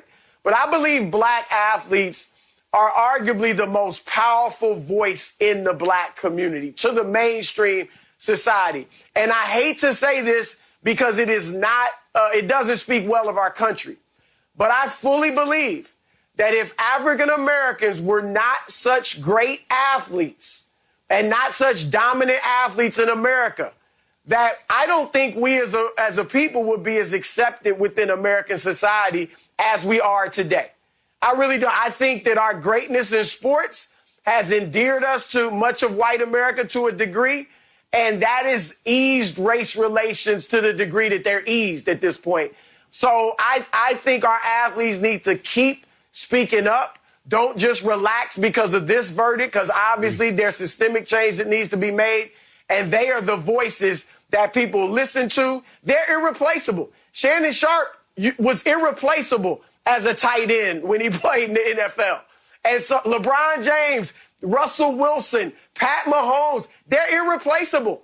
And so they have a voice and they have leverage that other African Americans who can't run a 4.40, who can't dunk a basketball, don't have. So they need to keep their foot on the pedal. Yep. Boy, well, Chris, thank you for joining us. And I agree, boy, I will and always will respect LeBron James for his voice, but so many athletes and just his ability to not only speak up, but then just to be the athlete he is. I just echo his words, accountability, and it's emotional. It's still a community in Minneapolis that's hurting, that needs our support. And I am praying that this verdict will help and create change. And I'm praying for George Floyd's family as well today. So, Chris, thank you for joining us. We're going to shift gears. No mercy. Despite beating the Pelicans last night, the Nets still got some bad news to deal with. James Harden had a setback on his hamstring recovery, and the team announced that he'd be out indefinitely. Brooklyn head coach Steve Nash was equal parts frustrated and understanding, saying the process was, quote, back to square one. We'll rehab him and get him back whenever we can, and who knows when that will be. Hopefully that comes sooner than later, but there's no guarantee. So, Shannon, how big of a blow is this for the Nets? It's a huge blow, Skip. It's a big deal, very, very big deal. Because, the playoffs are 4 rounds, Skip. And you know what hamstrings, you know how they are. They are so tricky. They feel great one day, and you might go 2-3 days, they feel great. And you make the least sudden movement, the sudden start-stop, and it grabs. And you and I both know, normally when hamstring grab in the playoffs, you're done. Ask Magic. Ask Byron Scott. It ended them when they played the Pistons that last. I was there at courtside. It was over, Skip. And I threw up my hands and said, well, that's the end of that deal. That's it. I came all the way to Detroit for this. That's what you went all the way for that. And look, we know if they're healthy, they're going to be a tough out because they got 3 guys on a given night. Either one can get you 50, and 2 of the 3 can get you 35, and all 3 of them can get you 25 plus and make your night miserable. And then when they're driving and doing what they're doing, they can kick the Shamet. They can kick the Joe Harris. Yeah. They got other guys that can make you pay for trying to double them. But, Skip, this is huge. And what we're seeing is because the season was so condensed, you're playing so many games, and the body doesn't get a full chance to recover. Think about it. Harden, KD, Dame, Kawhi, Bron, AD, Giannis have all missed significant time. But you knew this was going to happen, Skip. That fast turnaround, condensing the season, guys playing 30, 40, go double overtime. You're going to play 45, 47 minutes, and this is what you get. But this is a big deal. This is a big deal because not only is Harden, he might not be back, Skip, until the start of the playoffs.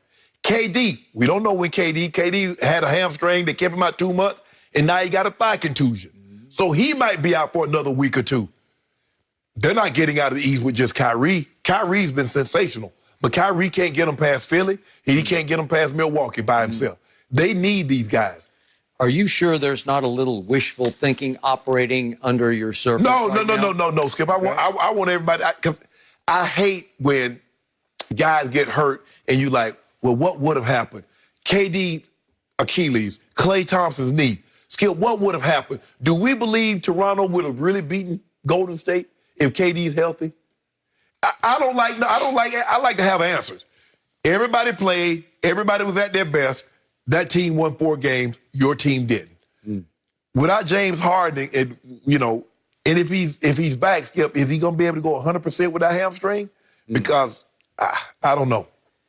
Okay, usually I would go along with you on big deal, but in this crazy season, yet another pandemic-impacted season, it is not a big deal to me because everybody is racked by pandemic issues. Right. That they're related to pandemic because the season got squeezed together. So who the healthiest might be determined who wins the title. I don't know who will be.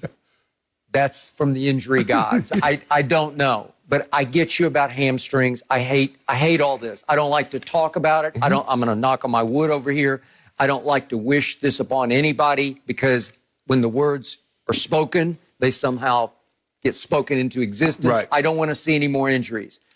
I tried to watch the Clippers at Portland last night, and I sat back after a couple of minutes and I said, no Kawhi, no Ibaka, no Dame, no Nurkic. What am I supposed to make? What credibility am I supposed to read into the outcome of this game? Right.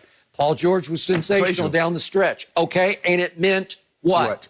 It just meant that they won another game and stayed afloat up there near the top of the West. Right. Okay? The Nets. Am I going to write them off because of this? No, I'm not, because they are 39-19, and I don't know how they're 39-19. That's a deep basketball team. Yeah. And they're a half game back of Philly for the top of the East. Well, I'm not going to be surprised if they wind up number 1 in the East. They get the number 1 overall seed. Will that matter? Well, not if they don't have 2 of their 3. Yeah, right? exactly. But if they do have 2 of the 3, I'm not going to write that off. Right. And when they have had 3 of 3, it's only been 7 games, they've been sensational.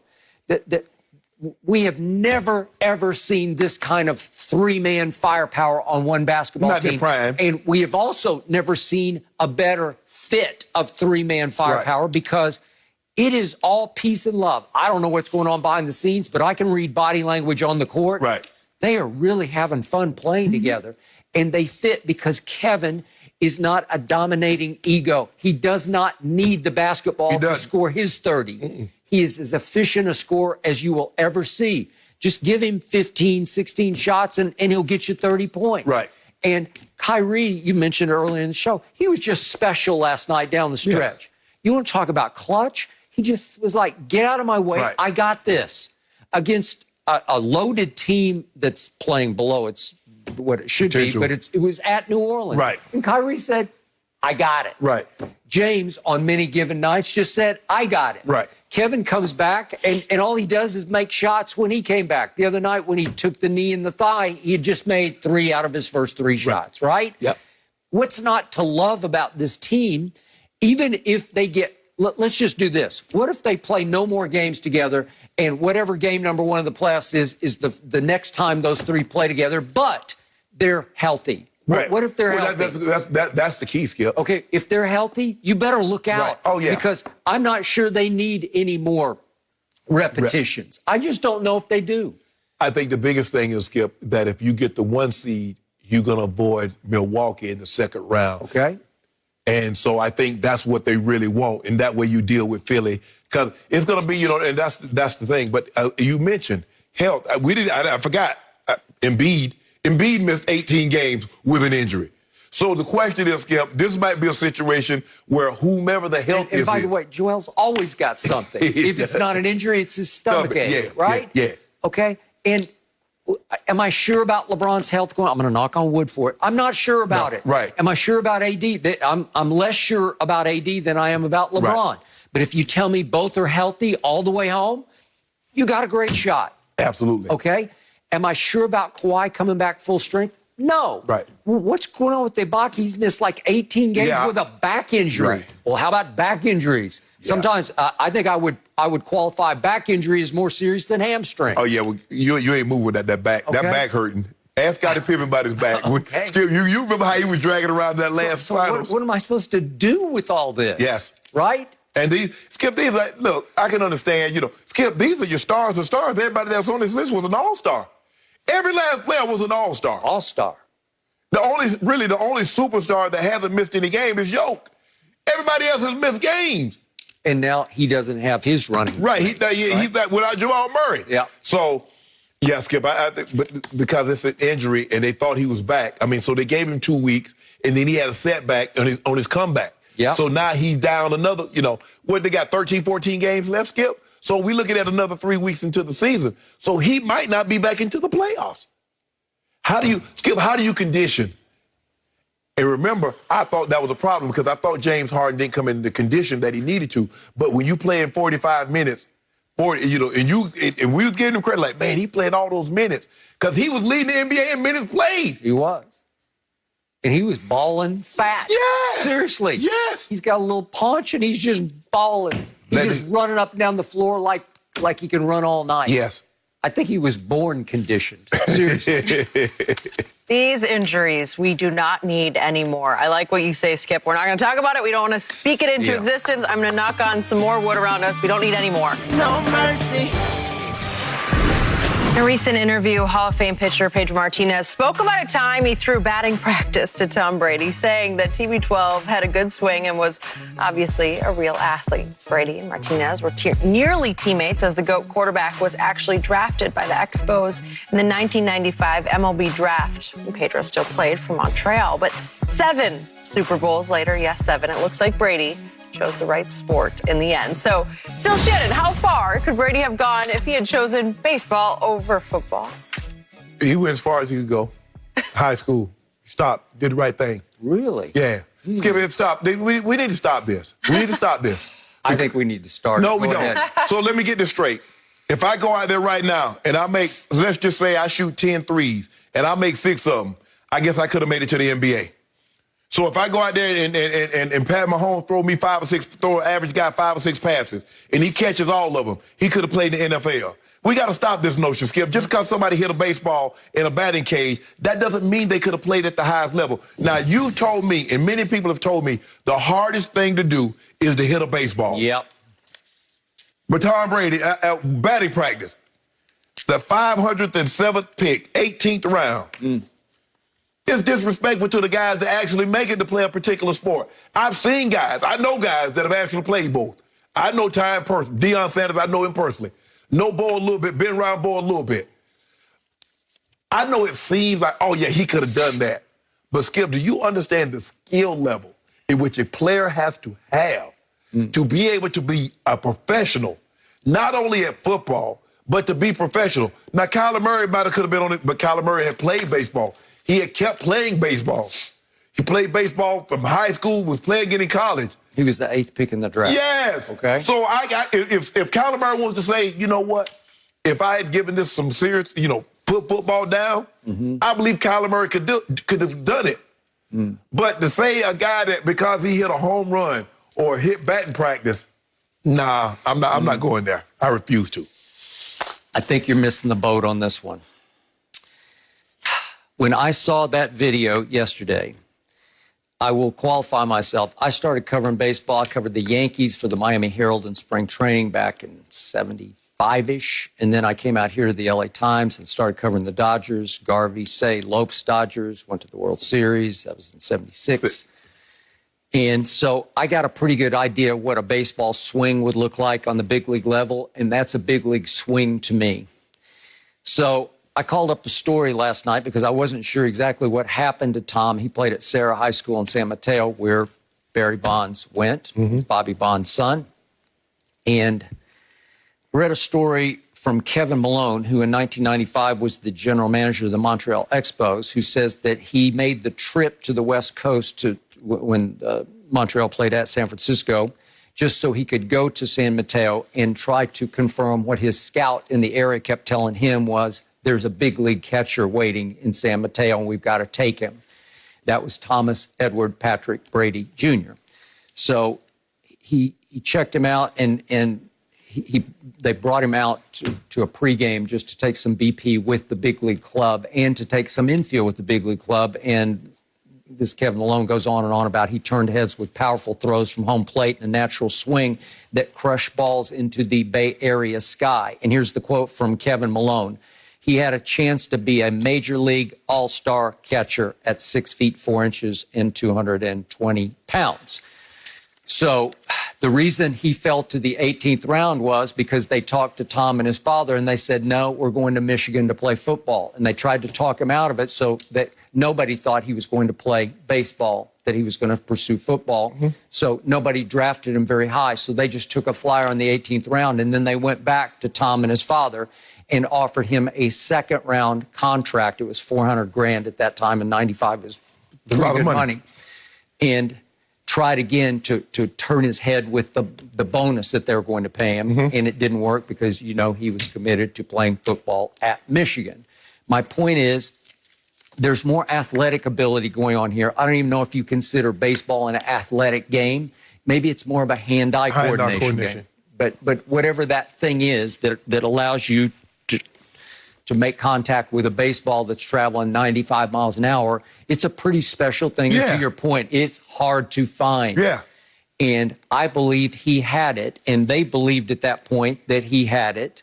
And I think you're underestimating just how, like his high school coach is quoted in this article as saying, he could catch and throw. He received the ball as well as anyone I've ever had. And he's a legendary coach at Sarah High School. He said, I thought he was going to be amazing in Major League Baseball. So that's the guy that they saw at age 18. Skip, everybody's great at high school. Hell, I was an All-American in track. I was a great basketball player. That doesn't mean I could have been on the Olympics. That doesn't mean I could have made it to the NBA.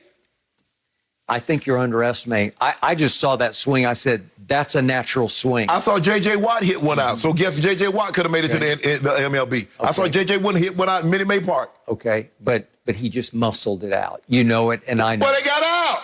okay?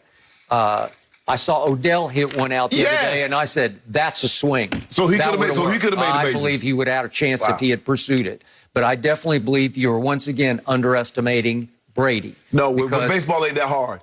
If a guy can make it, a guy that did this, like I said, he hadn't played. Stop this. Can you stop this? It's disrespectful to the guys that actually make it to the sports, to make it to a professional level in a particular sport, for another guy to say, well, I could have done that. You have always doubted Tom Brady's overall athletic ability. No. And now you're doing it again. No.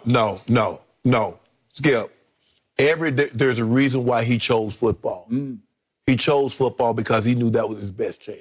No, because he loved it. Yeah. Yeah. Yeah. Just like, a lot of guys played football and chose baseball. Some guys, played football. Matt Barnes said, I played football, was good at it, chose basketball. I think everybody that played in a particular sport made the right decision. How many GMs of MLB teams take a look at a high school kid and says, he had a chance to be a major league all-star catcher? Skip, there are a lot of guys, a lot of them, because they draft these guys, they go to the minors and they never leave. So how that work out for them? I don't know. Special athlete. Very, very, very special athlete. No mercy. Yesterday, while we discussed Steph Curry's all-time rank among NBA players, Skip named several players he would take ahead of the two-time MVP, but the one that got a lot of attention online was Hall of Famer Bill Walton. So this was trending on Twitter all afternoon yesterday. So Skip, the floor is yours. Thank you very much. I would take Bill Walton in playoff games in a heartbeat over what I have not seen from Steph Curry, which is very unclutch. Games 5, 6, 7, 2016. I dare you to go read the box scores and tell me what you see. The crucial turning points, Game 4 and Game 6 at Oracle in the 2019 finals. See what you don't see from Steph. Now let's see what we see from Bill Walton. I'm sure a lot of the younger people, and you're old enough to know what I'm talking about here, they see Bill as this Grateful Dead head in tie-dyed 60s shirts who has turned into this goofball commentator who is liable to blurt out anything at any moment on national TV. Am I right about that? The Bill Walton I closely observed at UCLA and with the Portland Trail Blazers was the flip side of that. In fact, because he had a stuttering problem, he barely even spoke to the media. He was seen as this glowering, menacing presence who played with a supreme edge, and he dominated college basketball and professional basketball until his feet failed him, because fairly quickly both of his feet just gave out underneath him. He had one injury after another. But when he was right, he was much righter than Steph has ever been in the postseason. Cases in point, national championship game, 1973 for the UCLA Bruins against Memphis State. Bill Walton scored 44 points on 21 of 22 shots. 21 of 22 because he was a 7-footer who was as light on his feet as any 7-footer I have ever witnessed. It doesn't matter, white, black, you name it. Bill Walton was it. He was an agile gazelle. He was the greatest passing big man I have ever seen. And he played on a pogo stick because he was such a quick jumper and could block shots and rim protect like nobody out this side of Kareem Abdul-Jabbar. And the point was, in Portland, they played the Sixers of Dr. J in the finals. I don't know if this is before your time. I remember they were down 0-2. Okay, this is Dr. J, this is George McGinnis, this is Doug Collins. I obviously had fame on television thereafter. Henry Bibby, this was World B. Free. This was Kobe's father, who was Joe Belly Bean Bryant.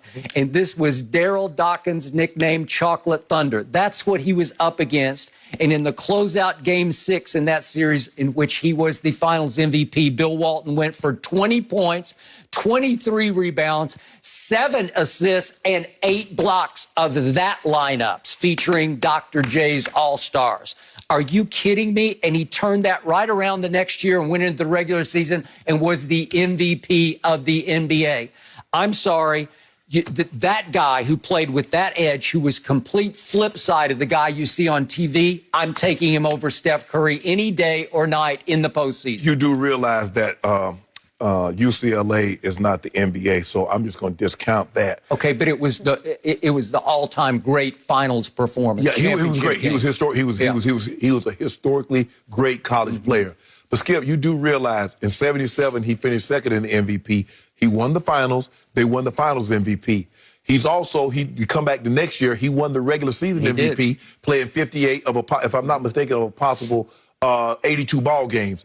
But did you know over the next four seasons, he played a total of 14 games? I told you his feet failed him. Okay. He just fell completely apart. So Steph has 3 titles to Bill's 1. Steph has 2 MVPs to Bill, and Bill only went to 2 All-Star games. Steph is a six-time All-NBA player, a 7-time All-Star, the greatest shooter ever lived. Who would you take 1 game for your playoff life? Who would you take? Bill Walton or Steph Curry? I got Bill, and I'll beat your butt all day and all night. You can't stop him. The question is, who is the better player? Steph Curry is a much better player I'm than Bill all about Walton. the postseason, and I haven't seen it from Steph. He has no finals MVP. The man was great one postseason. He was great one postseason in 77. You do realize he played like 13 years. I saw it. And I saw him turn it right around into a regular season MVP. You can't tell me, was he more dominant in his time than Steph is in his time? Yes, he was. No, Skip, stop. Steph is about oohs and ahs and distance shooting, and he has revolutionized the game as a distance shooter. But when it comes to the postseason, go look at his three-point numbers, games 5, 6, and 7. You benefited. He handed you a championship, you and LeBron on a silver platter, because he stunk it up for 3 straight games. So what happened the year in 78, he won the MVP of the regular season. They did have it in 78 finals that year. What happened? Why wasn't he a participant? He was hurt. Okay, I told you his feet failed him. It was tragic. It was sad. Steph hasn't been hurt? Steph ankles? He had ankle injuries. Yeah. They corrected it. Yeah. They got him braces that he still wears that work. Skip, I don't know how on God's green earth you can make a case that Bill Walton, who basically had 2 healthy seasons, is better than Steph Curry. Okay, you're not answering my question. Yeah. At his apex, who was better, Bill Walton or Steph Curry? Skip, at their best. Skip, his apex only lasted 365 days. Well, he was the finals MVP and the regular season MVP. He showed you what he was doing in college basketball. He just tore it apart. Skip, let me ask you a question. And that was in the years when people stayed for 4. Has there ever been a guy that went regular season and finals MVP in the same season? LeBron has done it twice. Michael Jordan has done it several times. Okay, we're not talking about them. Has there ever been a unanimous MVP in league history? The one guy on the left I'll has take been Bill Walton and I'll kick your behind. No, you won't. Yes, I will. No, you won't. No mercy. Guys, how about this, though? Clippers beat the Blazers 113-112 last night. And although neither Kawhi Leonard nor Damian Lillard played, Paul George stepped up into the spotlight and scored 33 points. 6th time in the last 7 games that PG has had more than 32 points, leading Coach Ty Lue to say, quote, he's been carrying us. He's just doing everything. It was a complete game tonight, and we needed every bit of it. So, Shannon, should Paul George be in the MVP conversation? Yeah, he should. He's played really, really well. Yeah, I mean, I've seen Paul George do this before. He took Indiana to the playoffs. And obviously in the East, it's a little bit different than in what he's doing in the West. But Paul George has played unbelievable. He's missed a couple of games, Skip. He missed 15 games, but it's going to be a different – because everybody missed games except Jokic.